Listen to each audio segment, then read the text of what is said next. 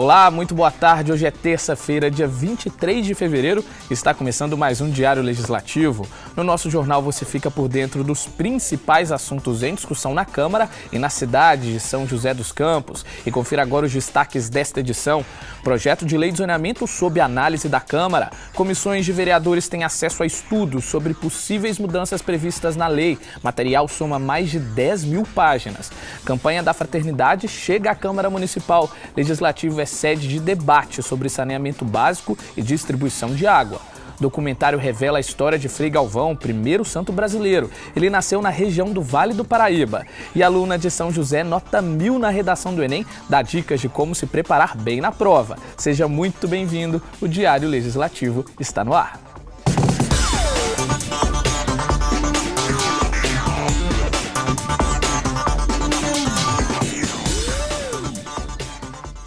O projeto de lei de zoneamento já está em tramitação aqui no Legislativo. A proposta, que institui as mudanças previstas na lei, está sendo analisada pelas comissões permanentes da Câmara.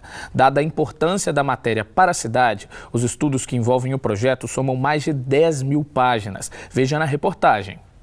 O projeto de lei de zoneamento pode alterar as regras que definem o uso e ocupação do solo aqui em São José. A proposta estabelece, por exemplo, se um bairro pode ou não receber pontos comerciais, que tipo de empreendimento ou imóvel pode ser construído em determinada rua e região.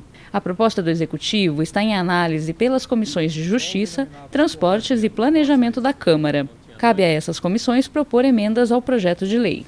Então, o prazo individual dos vereadores já foi extinto, então agora o projeto foi encaminhado para as comissões temáticas, né, Justiça, Transportes e de Planejamento Urbano.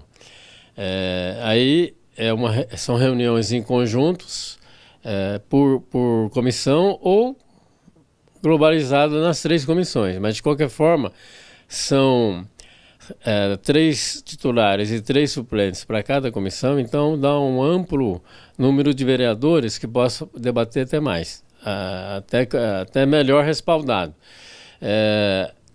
E esse estudo, né, ele não tem limite, porque a cada vez que aparece um assunto você tem que estudar, você tem que analisar, sem dúvida nenhuma. Então, está nas comissões e aí, uma vez concluído, né, nós vamos realmente tentar fazer o fechamento.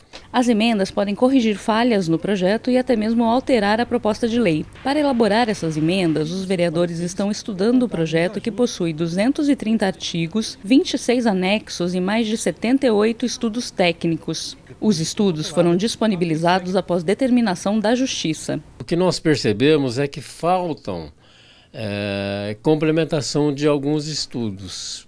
Por exemplo, na questão ambiental, na questão também das ilhas de calor,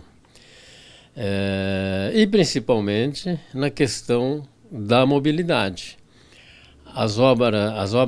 Os serviços de infraestrutura, tais como água, esgoto, energia elétrica, muito pobre as informações que a gente detectou, né?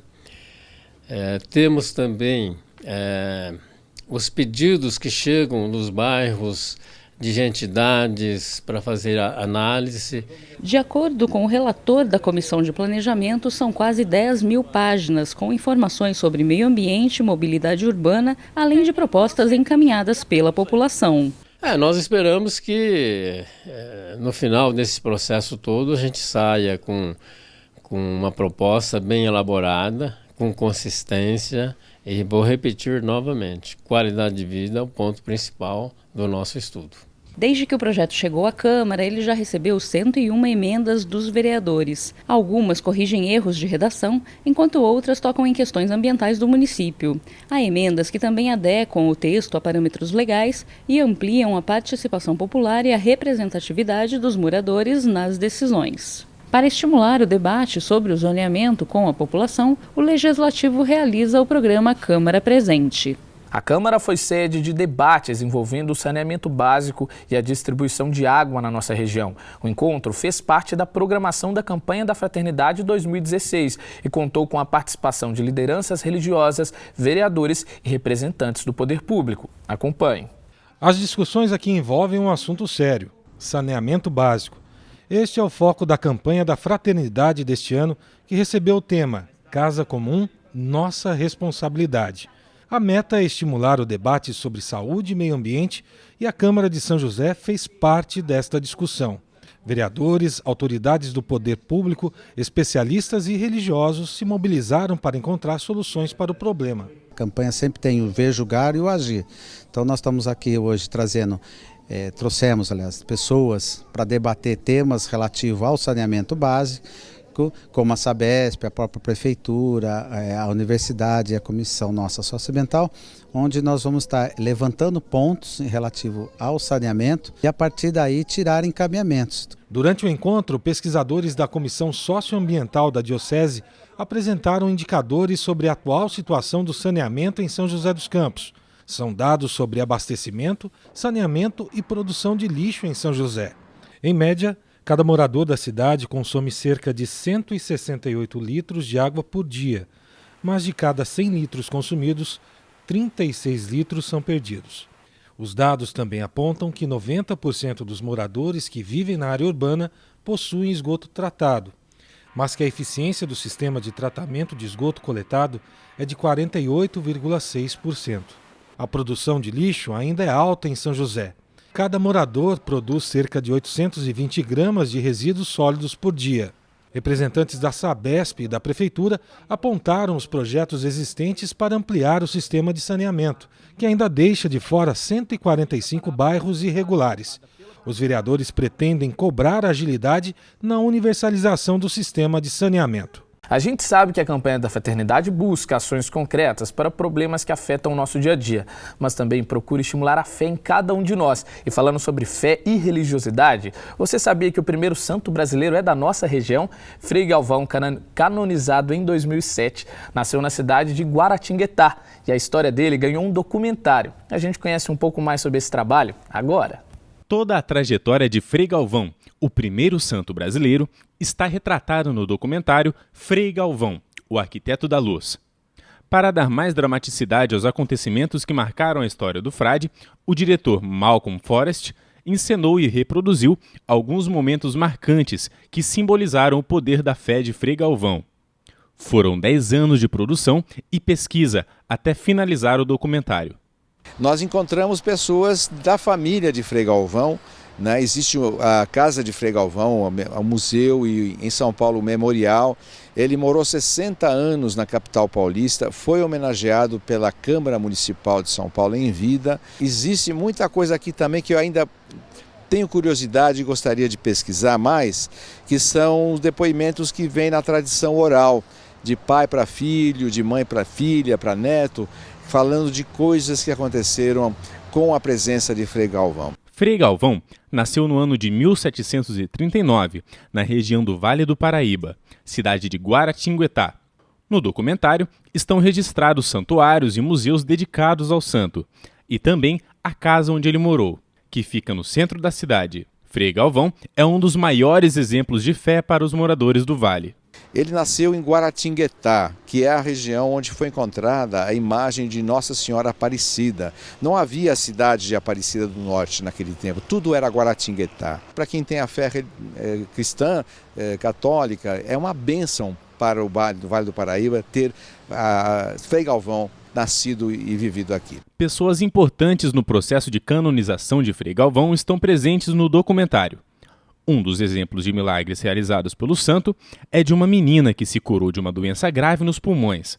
A cura foi atribuída a Frei Galvão. A gente tem várias entrevistas, depoimentos emocionados, e uma das entrevistas é com a Daniela Cristina da Silva, que ela foi a miraculada, que se salvou com 4 anos de idade de uma doença terminal, fulminante, uma hepatite, estava totalmente desenganada, e a tia dela, Jandira, tinha muita fé e levou as pílulas de Frei Galvão, começou a rezar, rezou a novena com a mãe, e ela foi aos poucos melhorando e teve uma cura total, sem nenhum vestígio, sem sequelas, como se diz. O diretor ainda lembra que os milagres realizados por Frei Galvão vão além do que os retratados no documentário. Tem muito mais para ser descoberto na região do Vale, nas famílias, na tradição oral, não é? Que isso não está documentado. O Frei Galvão, ele criou a pílula de Frei Galvão, uma maneira de se quantificar ou colocar em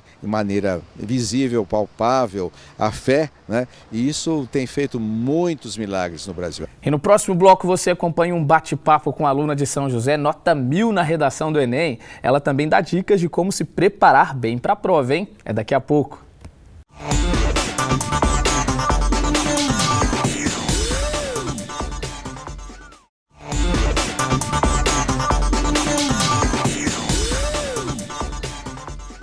Olá, estamos de volta com o Diário Legislativo. Começo de ano é hora de dar o pontapé na preparação para os vestibulares e também no Enem, né? Criar uma rotina de estudos é fundamental para se dar bem nas provas. E uma jovem estudante aqui de São José provou isso. Ela fez parte de um seleto grupo de candidatos que tirou a nota máxima na redação do Enem. E a repórter Vivian Scatolin foi conhecer um pouco mais sobre essa história. Muito boa tarde, Vivian. Olá! Mais de 7 milhões de estudantes se inscreveram para a última edição do Enem, o Exame Nacional do Ensino Médio. Mas só 104 tiraram a nota máxima na redação. E uma das candidatas foi a Marina Morim, que está comigo. Olá, obrigada pela presença, parabéns, viu? Obrigada. Conta pra gente como é que foi a preparação para esse exame. Você tinha uma rotina de estudo? Eu estudava todos os dias de manhã, porque minha aula era à tarde, né? E eu tentava fazer 5 horas de estudo por dia. Estudava também sábado à tarde e tirava o domingo para descansar, para poder ter uma rotina de estudos, para conseguir colocar todo o conteúdo em dia até a data do exame. E a redação? Como que era a preparação para a redação? Eu tirava segunda-feira 1 hora para poder fazer a redação. Eu coloquei esse tempo que durante a prova eu deveria ter feito a minha redação em 1 hora, para poder começar a passar limpo, para não me prejudicar nas outras matérias. Uhum. Esse ano o tema foi a violência contra as mulheres, né? Esse tema tinha sido uma hipótese entre os professores ou você estava preparada para vários temas? Como foi isso? Na minha preparação a gente focou muito mais na estrutura que o Enem pede, porque o tema é sempre uma surpresa, tem muitas coisas que podem ser abordadas e tudo mais, então se preparar para temas é mais complicado. A gente focou em preparar para fazer a estrutura que o Enem pede, uma introdução, 2 parágrafos de desenvolvimento e a proposta de intervenção social. E também, com as aulas de literatura, a gente aprendeu a usar diversos livros das listas da FUVEST, da Unicamp, que são livros muito críticos na nossa redação e aprendemos a encaixar em diversos temas. Como que você se mantém atualizada? Porque a maioria dos temas, né, tem a ver com algum assunto que está na mídia, né? Você procura se atualizar com as notícias? Eu procurei curtir todas as páginas que eu podia de jornais e tudo mais para poder me manter atualizada. Então toda vez que eu entrasse no meu Facebook, a minha timeline ia ser completamente dominada por vários jornais e vários meios de comunicação, para ter vários pontos de vista e não perder nada que pudesse ser interessante. É comum a gente ouvir dos professores de português, né, que geralmente quem escreve bem é quem lê bastante. Você é uma leitora? Tem o hábito de ler? Eu tenho, desde sempre. Eu gostei muito de ler. E esse ano, por causa da preparação para o vestibular e tudo mais, eu não consegui ler muitos livros, inclusive eu li 1 ou 2 só.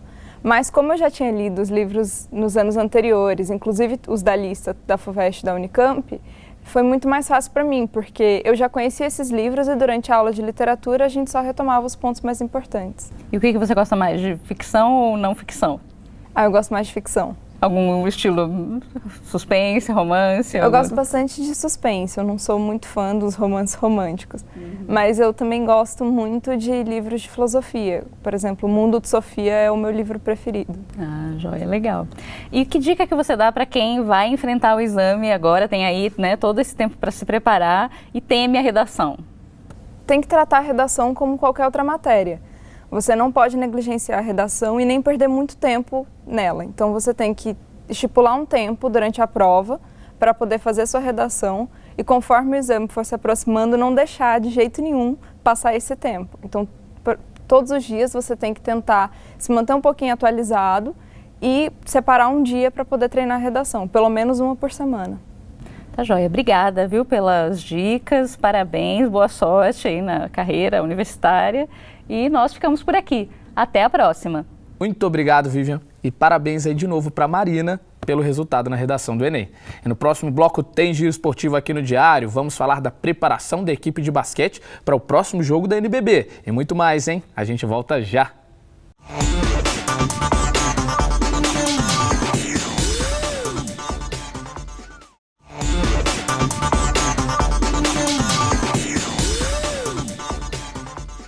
Olá, estamos de volta com o Diário Legislativo. Você está à procura de emprego aqui em São José?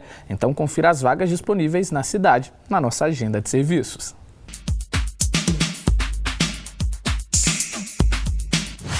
O PAT, Posto de Atendimento ao Trabalhador de São José dos Campos, tem oportunidades de emprego para diversas áreas. As vagas disponíveis são para açougueiro, fiscal de loja, mecânico de motor a diesel, monitorador de sistemas e programador de computador. Para se candidatar é fácil, é só comparecer ao PAT levando RG, CPF, carteira de trabalho e o cartão cidadão. O PAT fica na Praça Afonso Pena, número 175, no centro. Essa terça já tem atração aqui em São José. Confira a nossa agenda cultural.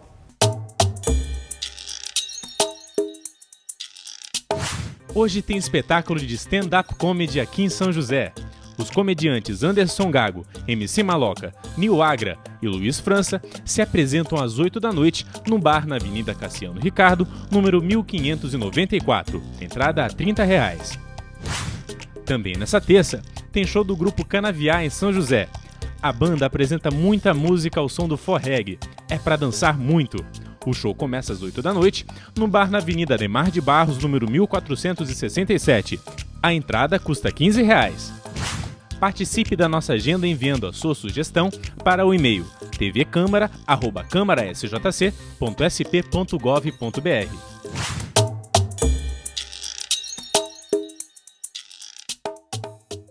E vamos agora com a previsão do tempo para a tarde desta terça e também para toda quarta. Deve chover durante a tarde desta terça-feira, a máxima é de 28 graus, mínima 22. Na quarta, o sol vai predominar durante a manhã. À tarde, o céu deve ficar nublado e as chances de chuva com trovoada são grandes, 90%. Máxima 28 graus, mínima 22.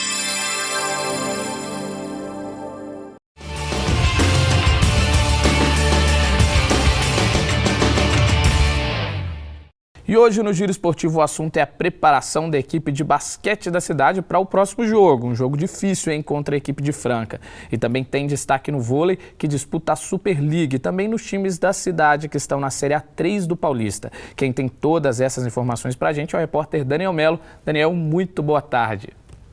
Olá, e nós começamos o Giro Esportivo desta terça-feira falando de basquetebol. Pelo Novo Basquete Brasil, em sua 24ª rodada, o São José tem a chance de apagar a má impressão da última derrota. Encara o Franca às 8 horas da noite. E por que eu falo de apagar a má impressão? Foi a maior derrota por diferença de pontos na história do NBB. O São José perdeu por 30 pontos para o Minas por 89-59 e precisa do apoio do torcedor para apagar este episódio negativo de sua história. O duelo acontece às 8 horas da noite e os ingressos são vendidos a R$ 10. No voleibol, o São José Vôlei voltou aos treinamentos durante essa semana, de olho no duelo de quinta-feira, quando encara o Sada Cruzeiro pela Superliga de Voleibol.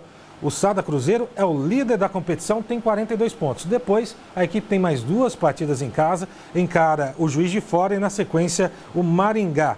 Isso no sábado e depois no dia 3 de março. Aí vai até o Rio Grande do Sul, onde encara o Canoas no dia 5 e fecha a sua participação nessa primeira fase contra o Taubaté no ginásio do Abaeté no próximo dia 8. Vale lembrar que as 8 melhores equipes desta fase de classificação vão para as oitavas de final da Superliga. No futsal, o São José Futsal já treina com o técnico Lucas Quioro, ex-Corinthians, e ganhou um novo integrante da comissão técnica. Trata-se do preparador de goleiros Brás, que é Puno do Gato, passou pelo São Caetano, Palmeiras e também pelo Corinthians. Além dele, o pivô Felipe Lobo, que saiu das categorias de base do Atleta Cidadão aqui de São José dos Campos, também está treinando com os profissionais. Vale ficar de olho e torcer por esta grata revelação. E para a gente fechar falando de futebol, os ingressos para a partida entre São José dos Campos Futebol Clube e São José Esporte Clube, o derby da cidade, já estão à venda nas padarias de São José dos Campos, com preços mínimos de R$20. As equipes joseenses se encaram no estádio Martins Pereira nesta quarta-feira, às 8 horas da noite. Bem, essas são as informações do esporte desta terça-feira. Eu volto amanhã na programação da TV Câmara. Até lá! Muito obrigado, Daniel, pelas informações. O Diário Legislativo fica por aqui. Muito obrigado pela sua companhia. Tenha uma ótima tarde e até amanhã.